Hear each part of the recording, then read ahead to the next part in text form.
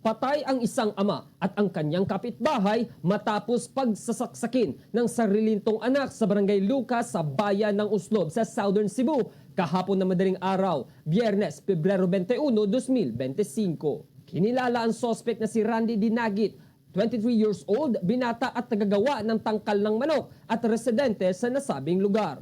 Samantalang kinilala ang mga biktima na si Marciano Dinagit, 70 years old, at ang kapitbahay nitong si Sumi Toledo Armanlinto, 75 years old. Sa panayam ng Bombo Radio Cebu kang Police Major Jude Sebrero, ang hepe ng Oslob Police Station, na sinabi nito na may tumawag sa kanilang tanggapan na isang tanod na nagpaalam sa nangyaring pananaksak sa nasabing lugar. Pagdating ng mga pulis sa pinangyarihan ng krimen, umasta ang sospek na si Randy at ayaw umanong sumuko. Sinubukan ng mga rumerespondeng tauhan na hulihin ang sospek, ngunit sa halip ay inatake niya ang mga ito dahilan upang barilin sa ibabang bahagi ng katawan ang sospek na nagresulta sa mga sugat na kanyang natamo. Lumabas sa inisyal na investigasyon ng bandang alas 5:30 ng umaga noong Biyernes ay nagising ang kapatid nitong si Marvy Dinagit dahil sa ingay sa labas ng kanilang bahay. Naglakad siya palabas ng kanilang bahay at nakita nitong ang kapatid niyang si Randy ay paulit-ulit na sinaksak ang kanilang ama na si Marciano.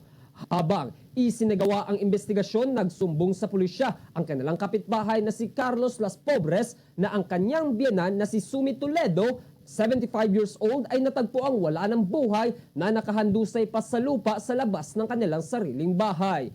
Agad na dinala sa Oslob District Hospital ang sospek at ang dalawang biktima, ngunit ideklara itong dead on arrival ang dalawang biktima. Kasalukuyang nasa ospital pa rin ang sospek para sa karagdagang pagsusuring medikal sa kanya, samantalang naghahanda ang mga pulisya sa kaulkulang kaso para sa sospek na ayon pa ay dahil sa sakit sa pag-iisip ang isa sa mga dahilan sa madugong krimen na nagawa.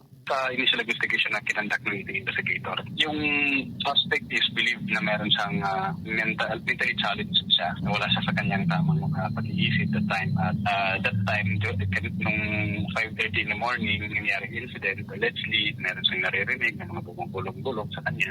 That's why gawa niya yung crime of parricide and murder sa kanyang tatay at sa kanilang kapitbahay. Mula rito sa lungsod at lalawigan ng Cebu, ako si Bombo Ken Apor para sa number 1 and most trusted radio network in the country, Bombo Radio Philippines. Basta Radio. Bombo!